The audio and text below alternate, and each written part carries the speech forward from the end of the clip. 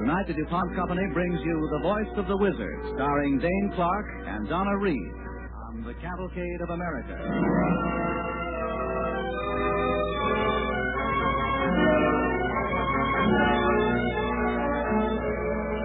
Tonight's play is about a man who more than once heard the words, "Young man, you're fired." He was the genius Thomas Alva Edison.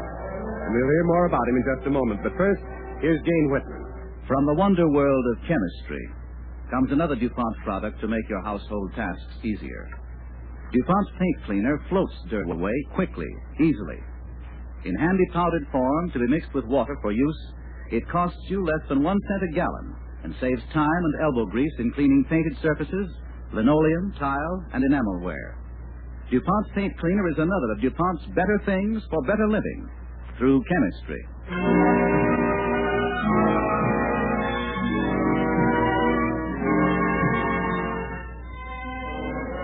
And now, Dane Clark as Thomas Edison and Donna Reed as Mary in The Voice of the Wizard on the DuPont Cavalcade of America.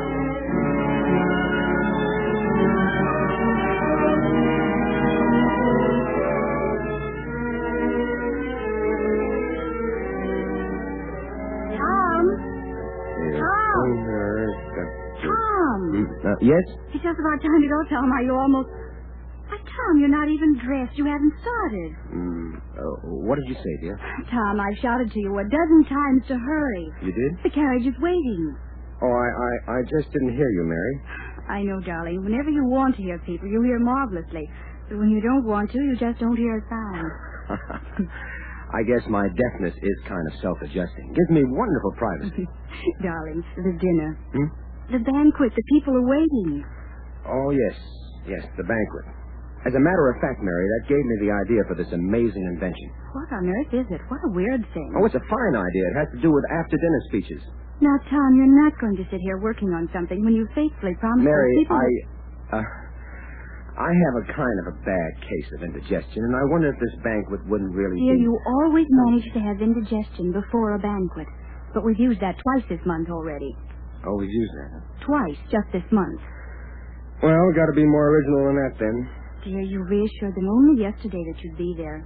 There are going to be speeches, and you promised to talk yourself. I know. It's awful. That's what turned my thoughts to this contraption. It's really quite an idea. Look, I'll explain it to you. In the meantime, I'll get a clean shirt for you so that you can at least get started. Thanks. You see, I was thinking that all those speeches, all that talk, all that hot air, if it could only be harnessed for useful work.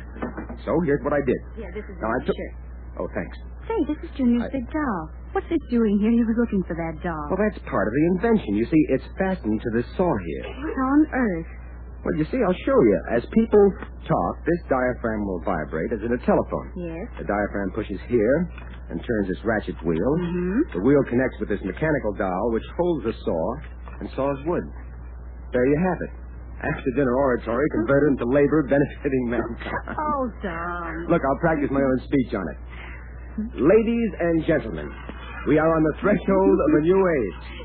It's starting. The doll is A starting. new day is dawning upon mankind in which the dreams of centuries will be fulfilled. It works. It works. And many realms that are truly forbidden to man will never...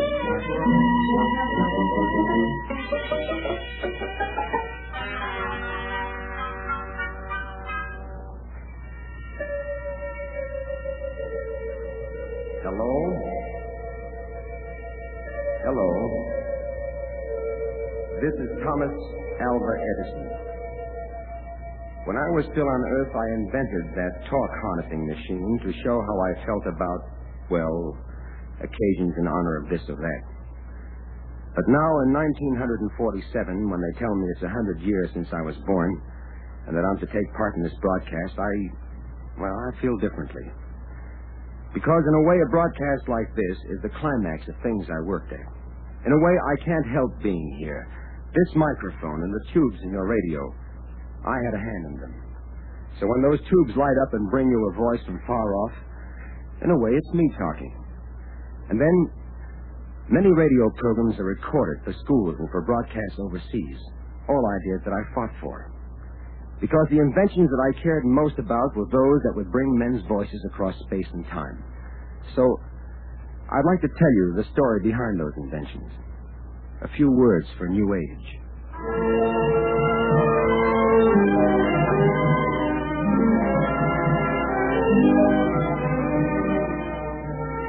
Many people think of inventions as coming on a man all in one piece by inspiration. Well, things don't happen that way much. The phonograph, for example, was a long time coming, and it came step by step. For my own part, it started way back in the days of the Civil War when I was a young telegrapher in Indianapolis. In those days, the telegraph was beginning to bind the world closer, and being an operator was one of the most exciting jobs there was. Sitting in a dingy little room, often with other operators side by side, we'd receive messages from many distant places. Some were for local delivery, others to be relayed on to the west. Often there were news dispatches that came in dots and dashes.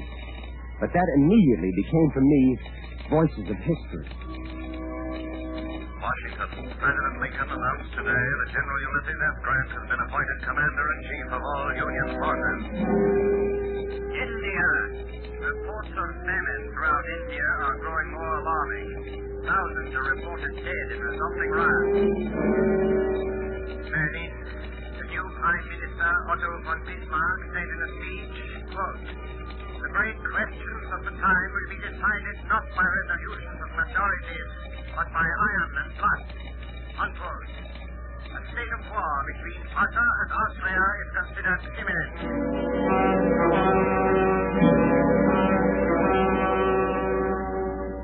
You who in a later age have sat at crystal sets to pick up Pittsburgh or Kansas City, or who during the dark days of World War II have listened by shortwave to London under air attack, you will understand how a 17-year-old boy felt sitting at his telegraph instrument in Indianapolis. There was already in that room a hint of the radio age, and some of us were already thinking toward the next step. I remember one night when I came in reporting for work. I had just been moved to an evening shift. Evening, Fred. Oh, howdy, Tom. Well, what are you up to? How's it going? Oh, shut up, will you? What's the matter? I'm sorry. I don't know what I'm doing. I'm going crazy, I tell you. Oh, what's the trouble? I can't stand it any longer. I'm going to pieces. What do you mean? The man on the Cincinnati line is trying to run me ragged. He's one of these speed demons. He's been sending around 40 words a minute, and I can't keep up with him. I broke 3 times in the last hour. I don't know what to do. News dispatches? Yeah. Say, you have got some nasty gaps in this coffee here. Well, can't you fill them in somehow? I don't know. It's been a little low, and I've been trying to figure it out.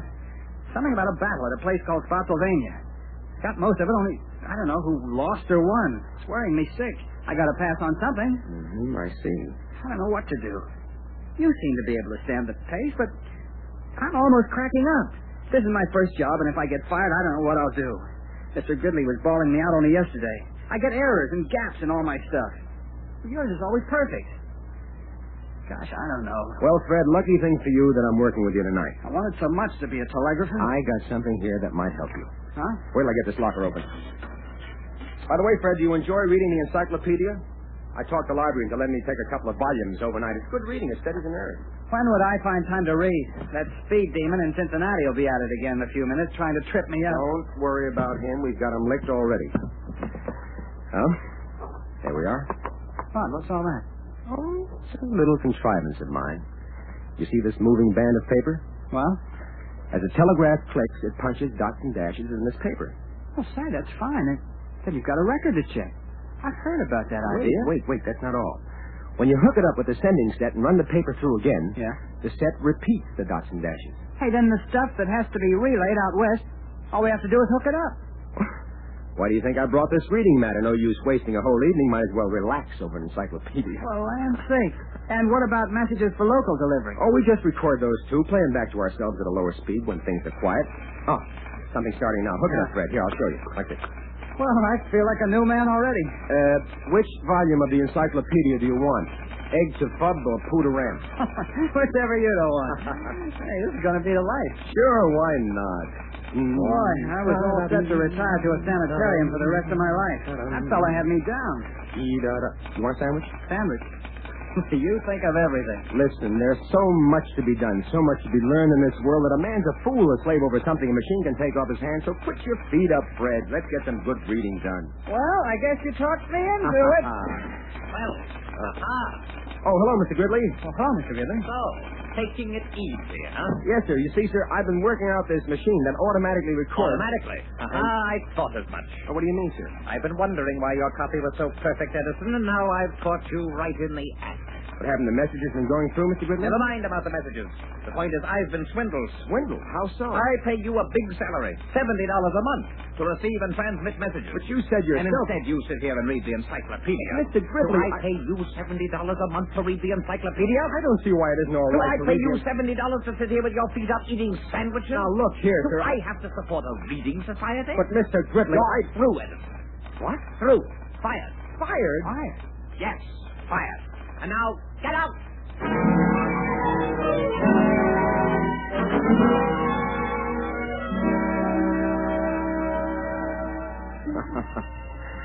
Yes, strange as it may seem, my first improvement cost me a job. But that idea, automatic recording and transmitting, was in the air. Many were working on it. And before long, it was an accomplished fact, and we were ready for the next step. For me, the next step came years later when at last I had my own laboratory in New Jersey. I'd meanwhile been to Boston and New York, invented a stock ticker, improved the telephone, and worked on the typewriter.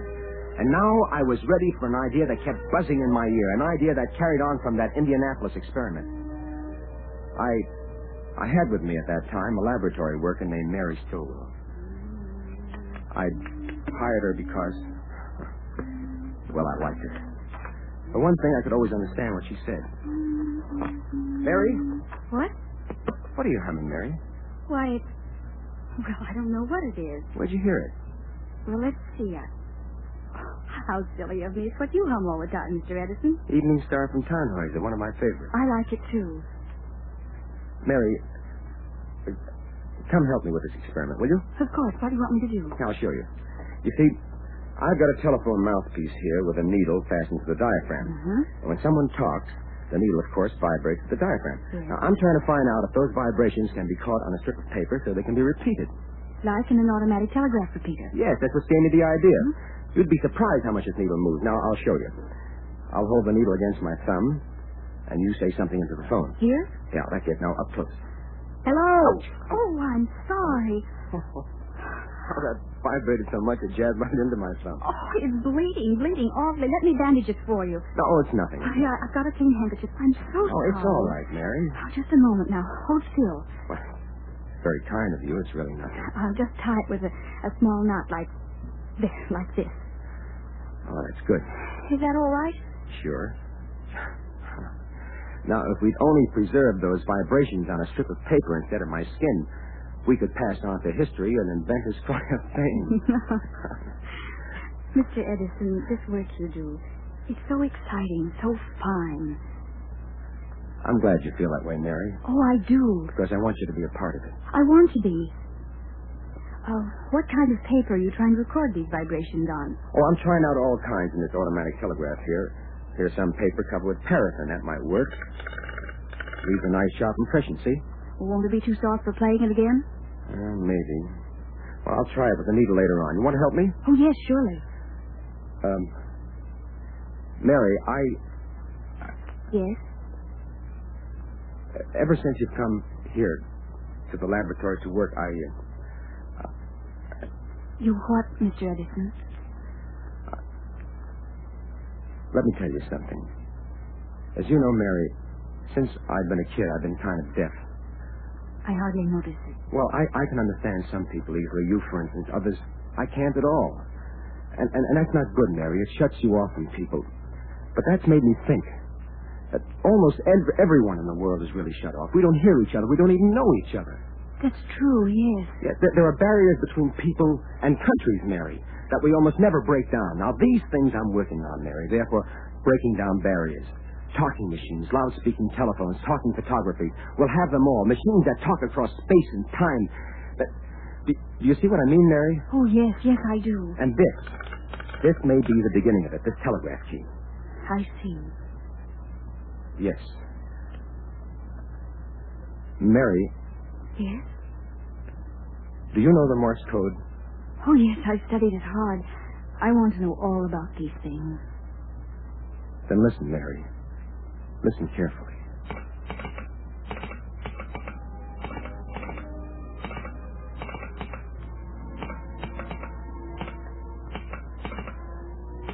Do you get it? Well? Don't tease me, Mr. Edison. Oh, not Mr. Edison. Well, what's your answer, Mary? Do you really mean it? Of course. Well? I'm not sure I got the message right. Oh, I think you did. Will you, Mary? You were listening to Dane Clark as Thomas Edison and Donna Reed as Mary in The Voice of the Wizard on the Cavalcade of America, sponsored by the DuPont Company, maker of better things for better living through chemistry.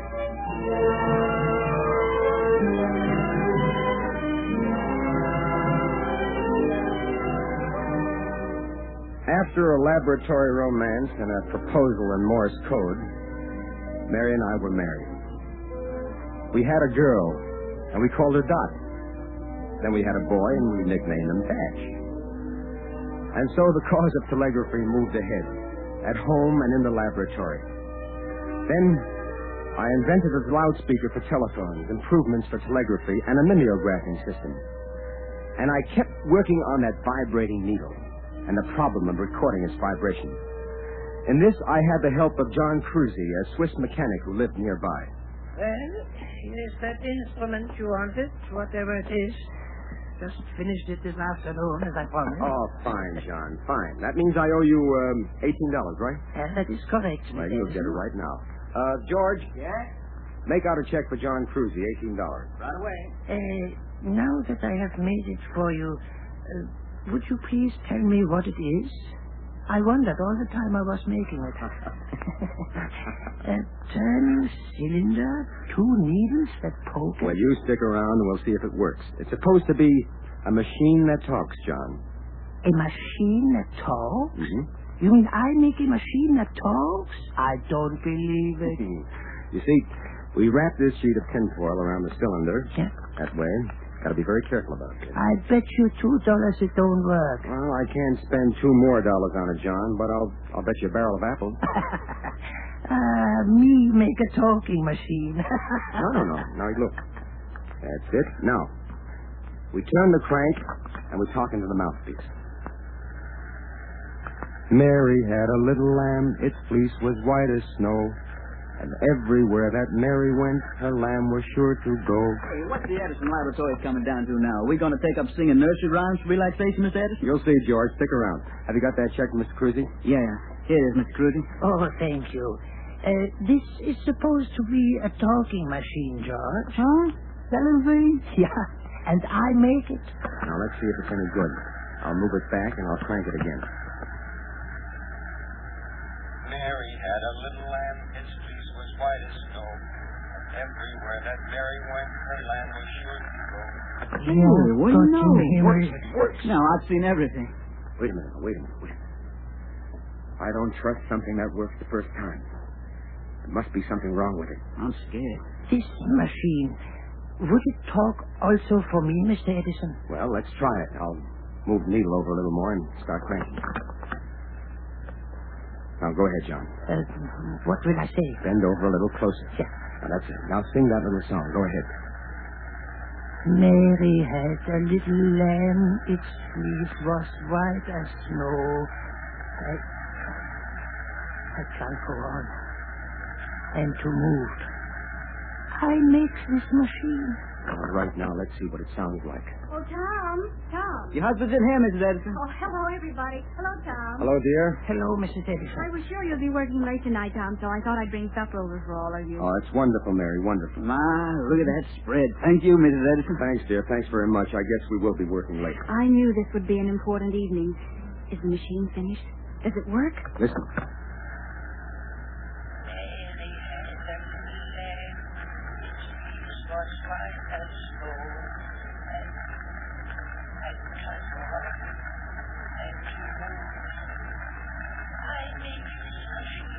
Now, wait a minute. There's something wrong here. I can believe all right that a machine can talk, but a machine can't talk with an accent, can it? It doesn't seem quite right, does it? Oh, you don't think so? Well, listen then. Now, wait a minute. There's something wrong here. I can believe all right the machine can talk, but a machine can't talk with an accent, can it?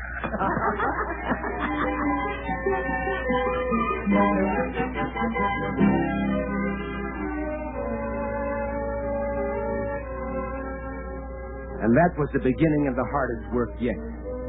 Now came the years of the midnight suppers, the sleepless nights, the catnaps on top of the desk. We had made a machine that could give us Mary Had a Little Lamb. But could it talk with the richness of the human voice? And could it play Evening Star from Tannhäuser with the beauty of a fine orchestra?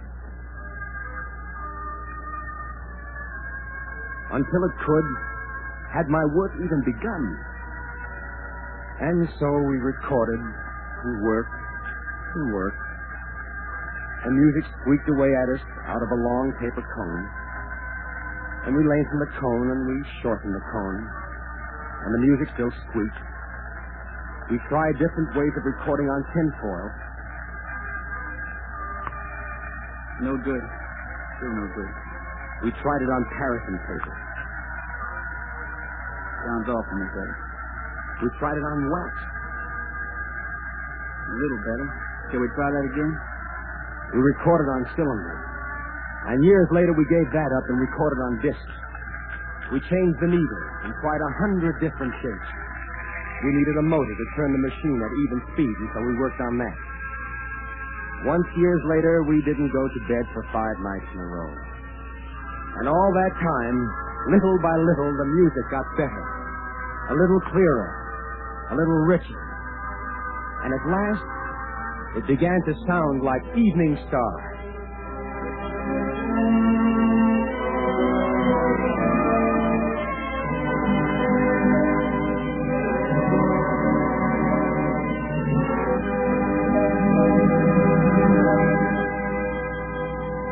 Now, these things happened over a period of many years, and during quite a few of those years, people kept asking me questions. Oh, endless questions.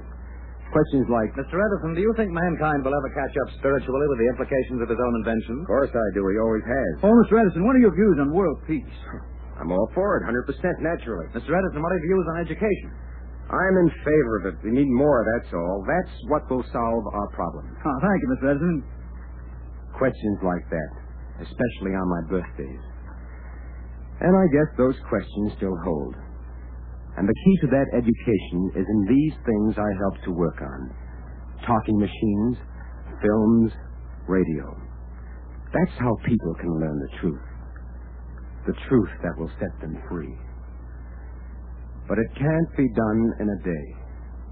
After all, we've only just begun to scratch the surface.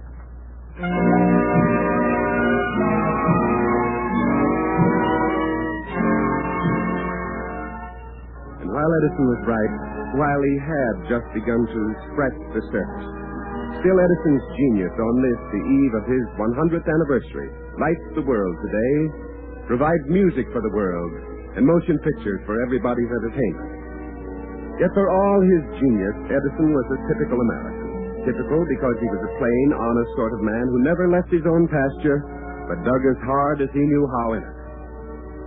Perhaps Edison's greatest asset was that he was born in America and had the freedom of opportunity to develop his ideas without restriction or interference. Edison's inventions are not the only American inventions to make life easier for people everywhere. But the sum of Edison's ideas can be expressed as the American idea. And the whole world is better off because there is an American idea.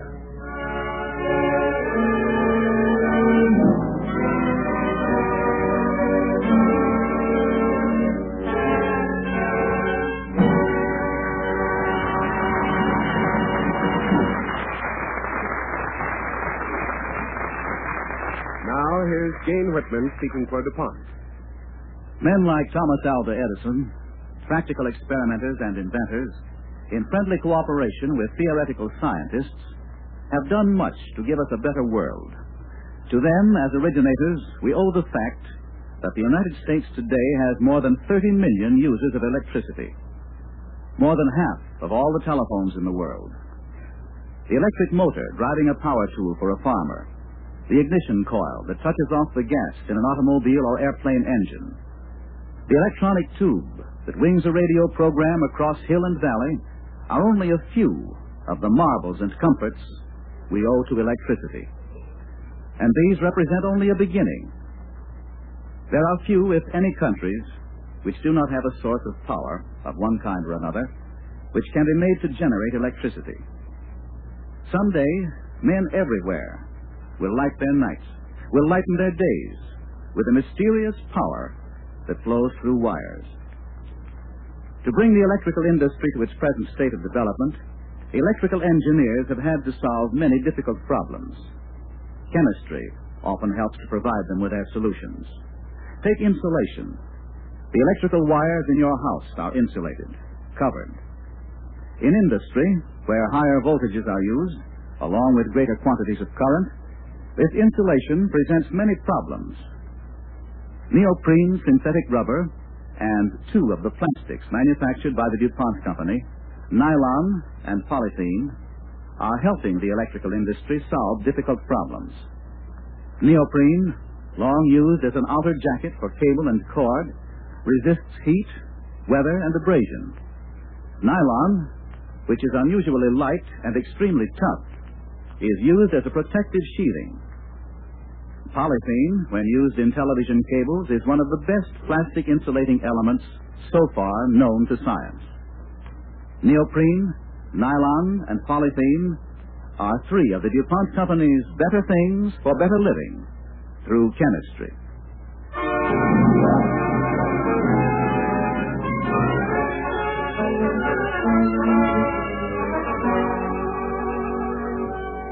Next week, the DuPont Cavalcade brings you Chester Morris in Man Against the Mountain, the dramatic story of the conquest of Mount Whitney, the story of Gustav Marsh, who determined to blaze a trail up the eastern slope and build an observatory at the summit.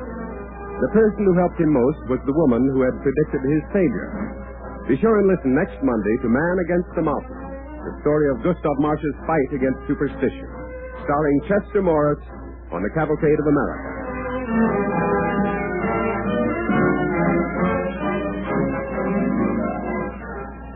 Dane Clark, who played Thomas Edison on tonight's Cavalcade, will soon be starred in the Warner Brothers production, That Way with Women. And Donna Reed appears by arrangement with Metro-Goldwyn-Mayer, producers of the new murder mystery, Lady in the Lake. In the cast with Dane Clark and Donna Reed were Alan Hewitt as the manager, Robert Dryden as Cruzy, Jack Manning as Fred, John Sylvester as George, and Chester Stratton as the reporter.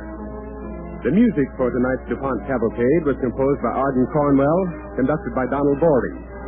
Our Cavalcade play was written by Eric Barnow.